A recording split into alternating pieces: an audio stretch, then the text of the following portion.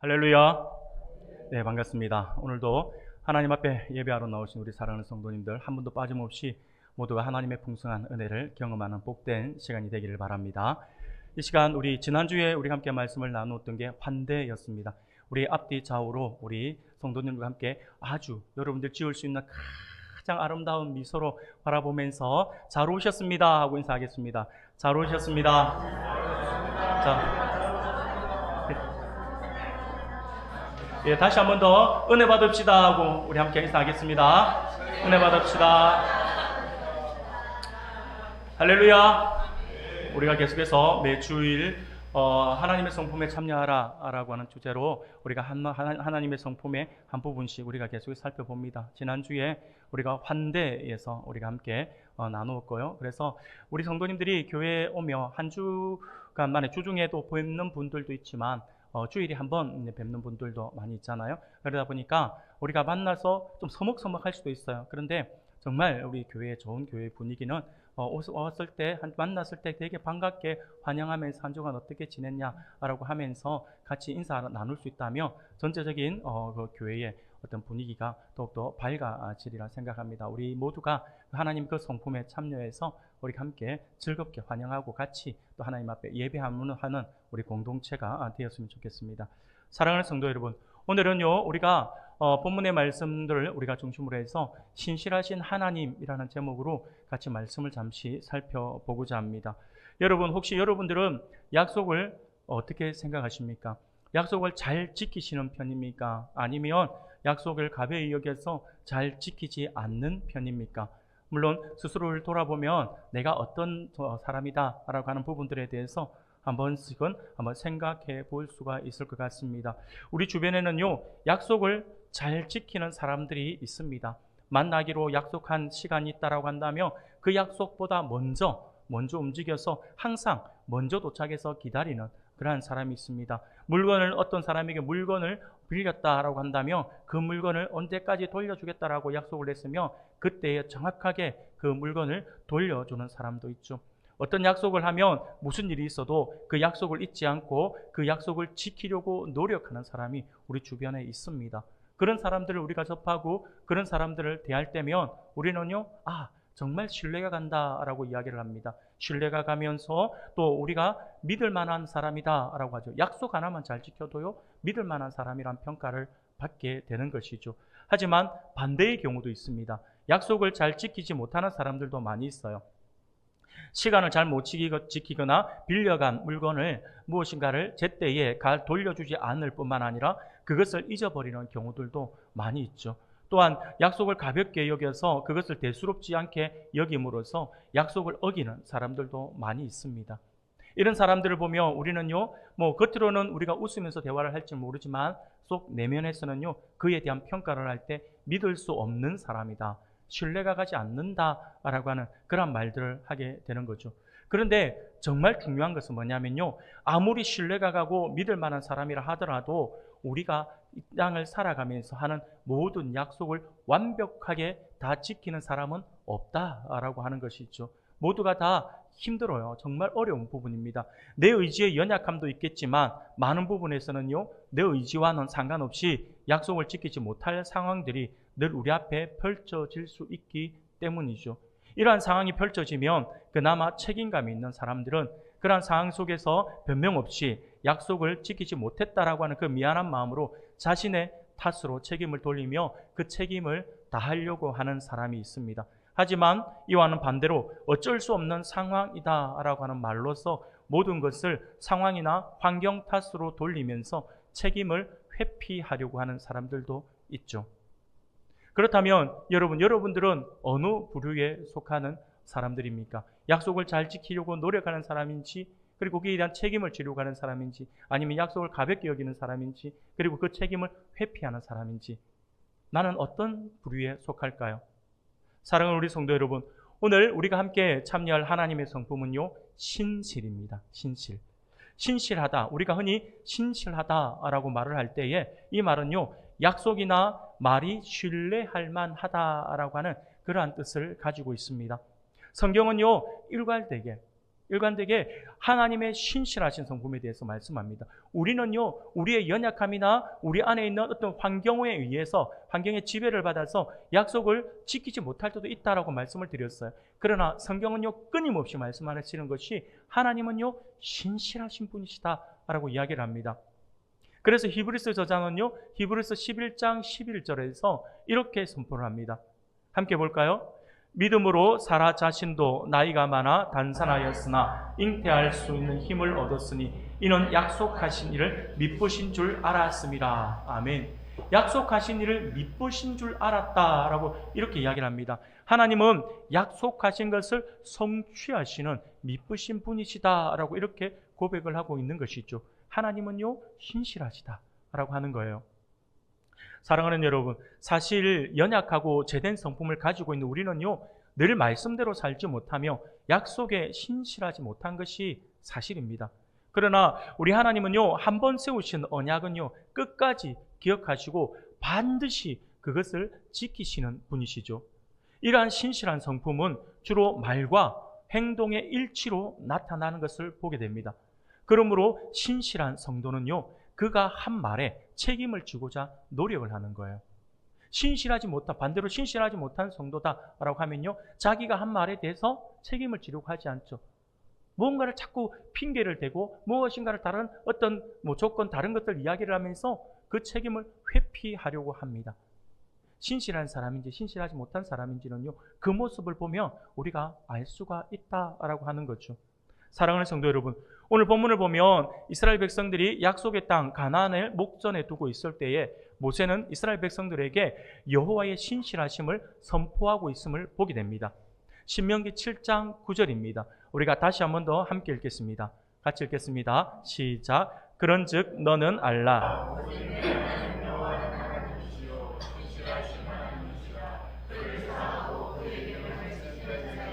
천대까지 그의 언약을 이행하시며 인애를 베푸시되. 아멘. 사랑하는 여러분, 하나님이 이스라엘 백성을 택하고 구원하신 그 이유는요, 다른 데 있지 않아요. 그것은요, 하나님께서 가장 먼저 이야기하시는 것이 물론 백성들을 사랑하신다라고 하는 그 이야기가 맞습니다. 맞지만 하나님은요, 사랑하신다라고 하는 말과 함께 우리를, 이스라엘 백성들을 사랑하시기 때문에 그들을 구원했다. 맞아요. 틀린 거 아니에요. 그런데 성경은 항상 뭐를 이야기하냐면 약속이에요. 약속. 아브라함과 이삭과 야곱에게 하신 그 맹세를 지키기 위해서다라고 하는 거죠.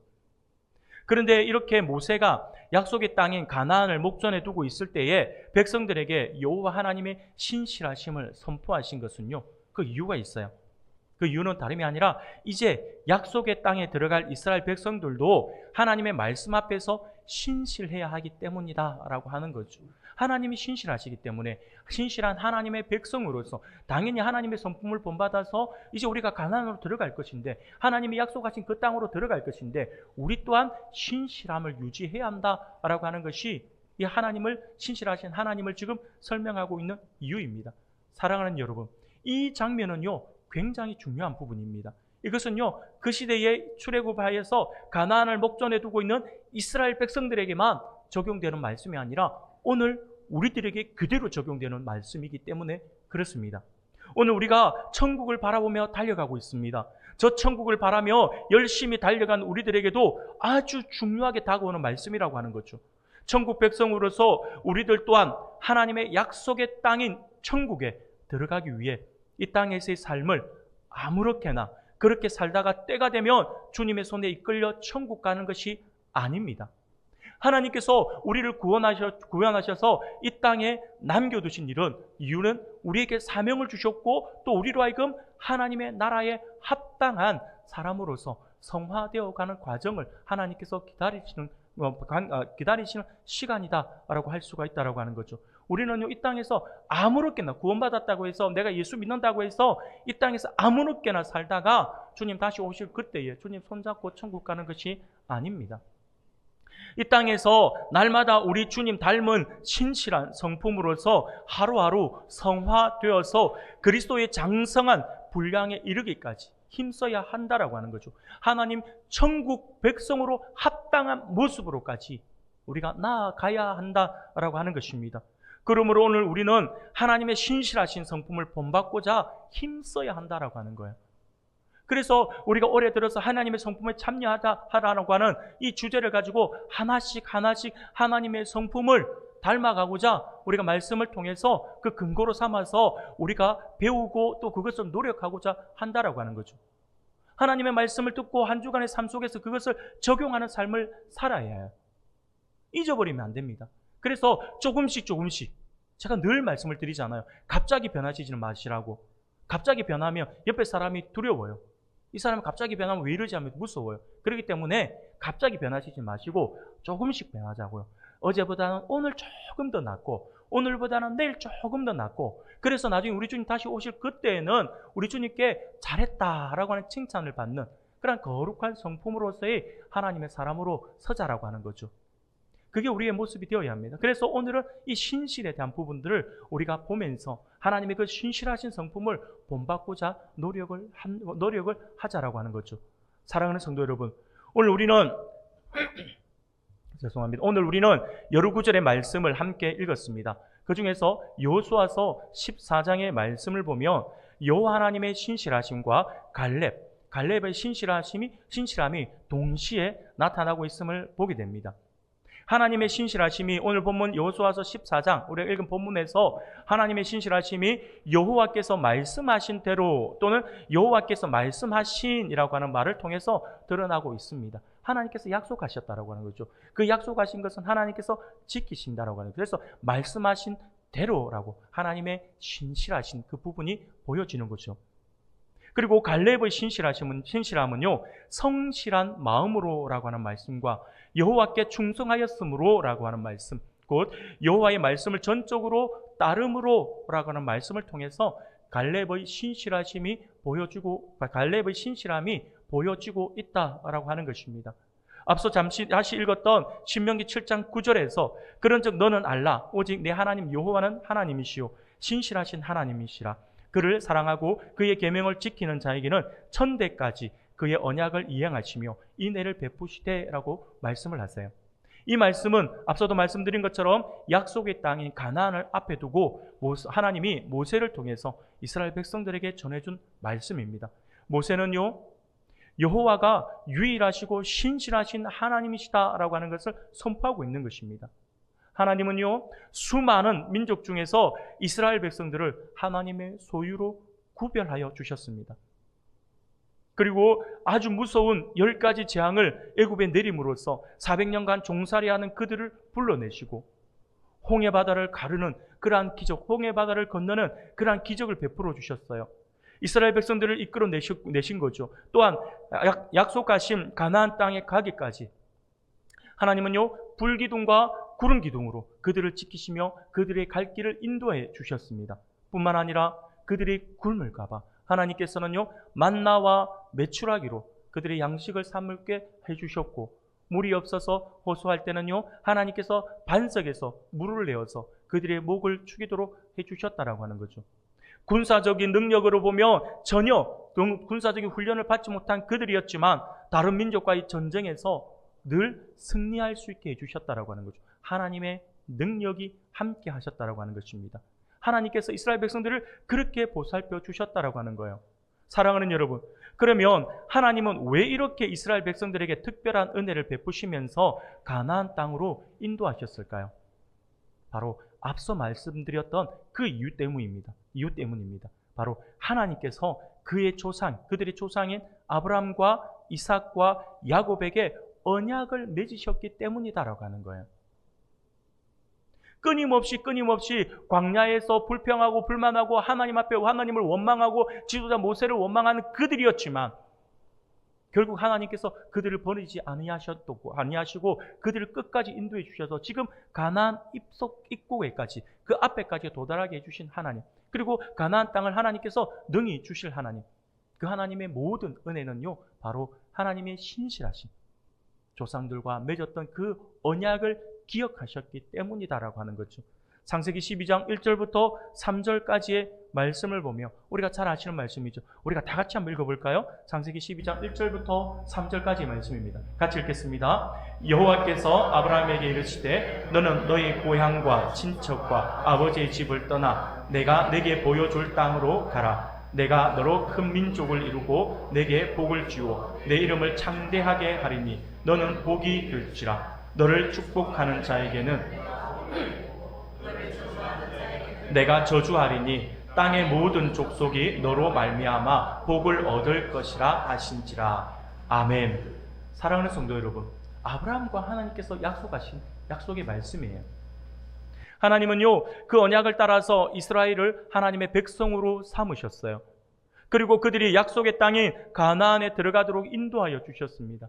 하나님은 가나안 땅에 들어가기 전에 하나님 나라 백성으로서 이스라엘이 어떠한 삶을 살아야 하는지를 당부하고 있는 것이죠.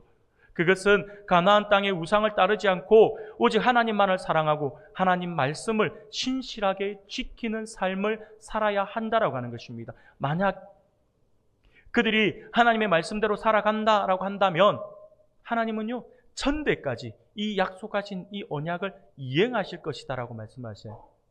인애를 베풀어 주시겠다라고 그렇게 약속하셨어요. 말씀을 떠나지 않으면요. 오늘 우리들에게도 그대로 적용되어지는 말씀입니다. 우리가 하나님을 버리지 아니하고 하나님을 떠나지 아니하고 신실하게 하나님만을 믿고 하나님만을 의지하는 삶을 살아간다라고 한다면 하나님은요, 우리 세대의 평안뿐만 아니라 우리의 다음 여러분들의 자녀의 세대, 여러분들의 손자 손녀의 세대까지 그 이후까지 하나님께서 자그마치 천대라고 하잖아요. 천대까지 이것을 이행하실 것이라고 하는 거예요. 우리의 신실한 신앙이 얼마나 중요한지 우리에게 보여주고 있는 것이죠. 사랑하는 성도 여러분, 갈렙은요, 이 말씀대로 하나님과 언약 관계를 잘 맺었던 인물입니다. 오늘 본문 민수기 14장 24절 우리가 같이 한번 읽어볼까요? 같이 읽겠습니다. 시작. 그러나 내 종 갈렙은 그 마음이 그들과 달라서 나를 온전히 따랐은즉 그가 갔던 땅으로 내가 그를 인도하여 드리리니 그의 자손이 그 땅을 차지하리라. 아멘. 사랑하는 성도 여러분, 하나님이 지금 갈렙과 약속하시는 장면이에요.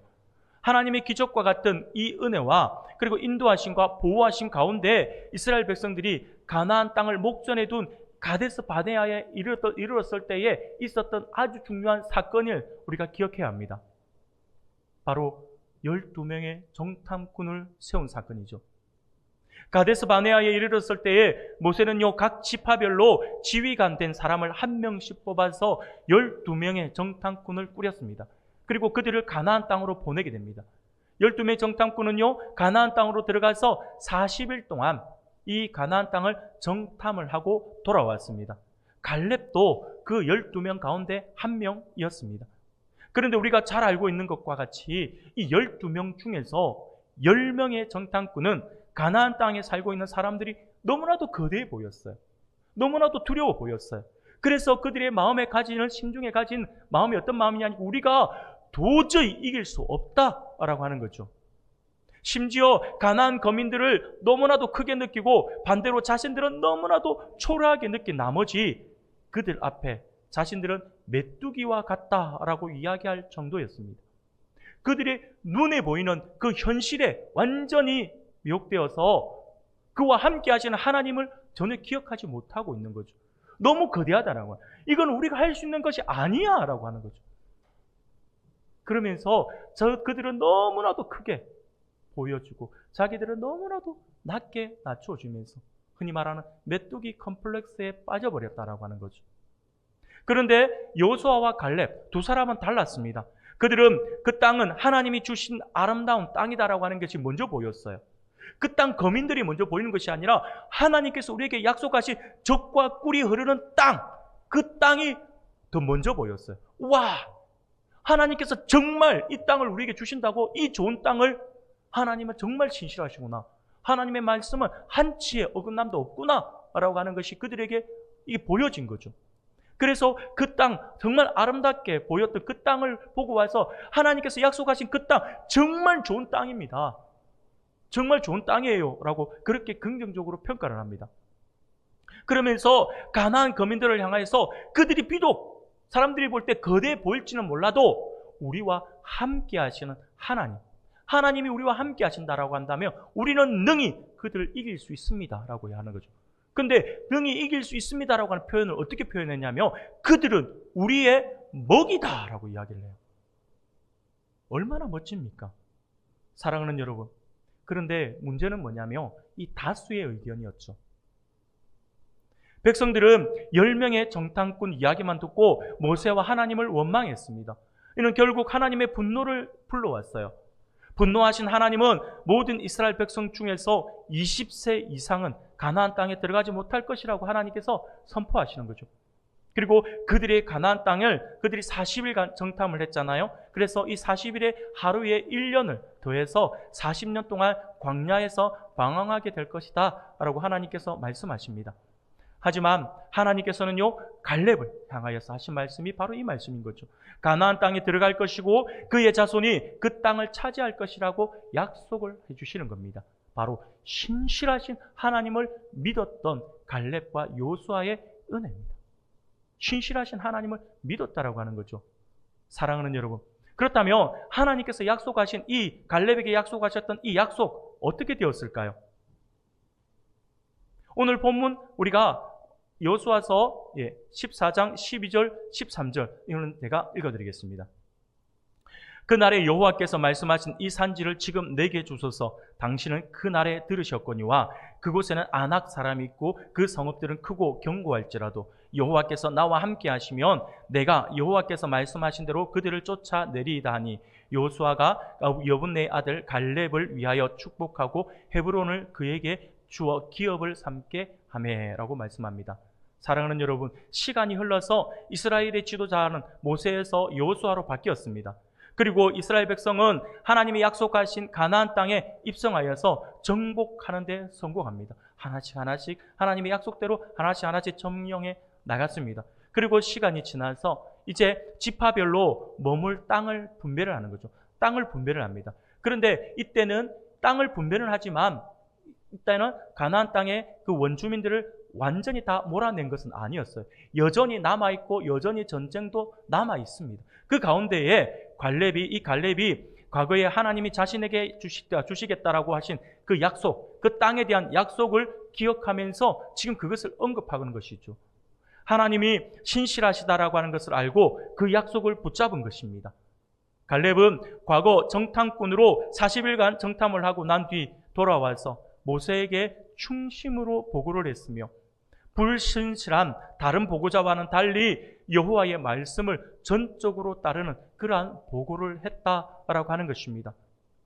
그로 인하여 하나님으로부터 민수기 14장 24절 우리가 다 같이 한번 다시 읽겠습니다. 같이 읽겠습니다. 시작. 그러나 내 종 갈렙은 그 마음이 그들과 달라서 나를 온전히 따랐은즉 그가 갔던 땅으로 내가 그를 인도하여 드리리니 그의 자손이 그 땅을 차지하리라. 아멘. 이 약속의 말씀을 갈렙이 받았다라고 하는 거죠.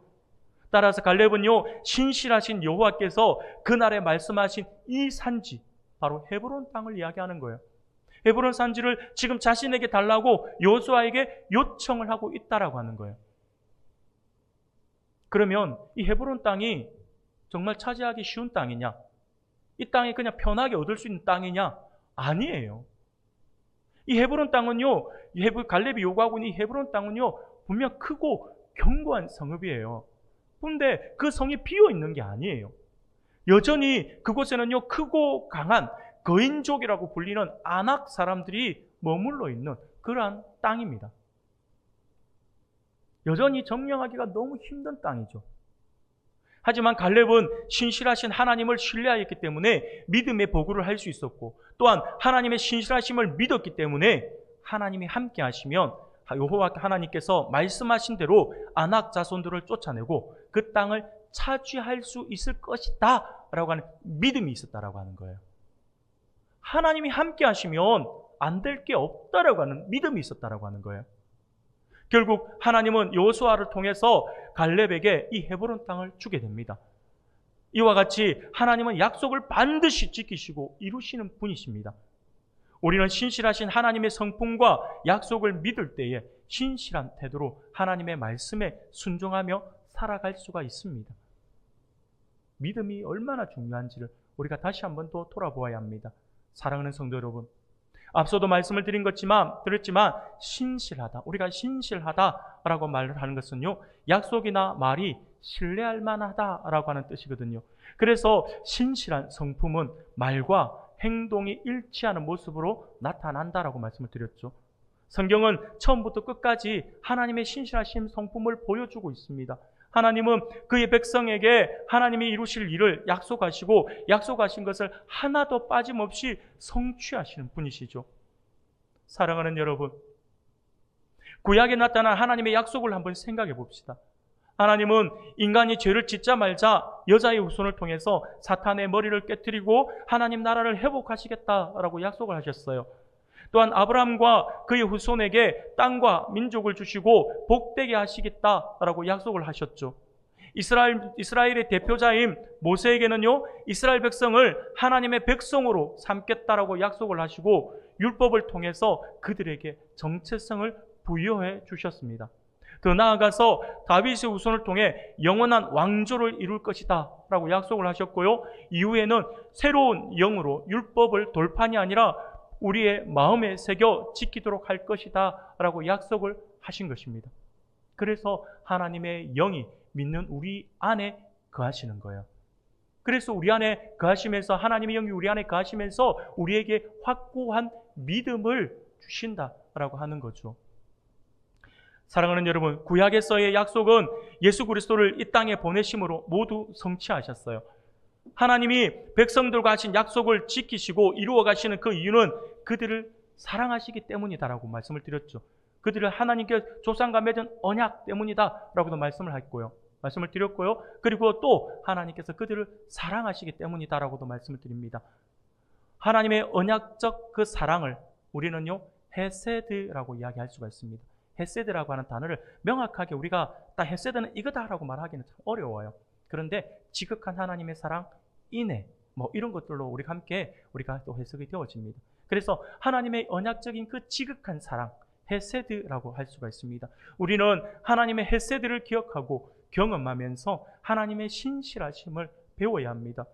그리고 우리도 하나님께 신실한 마음으로 나아가야 할 것입니다.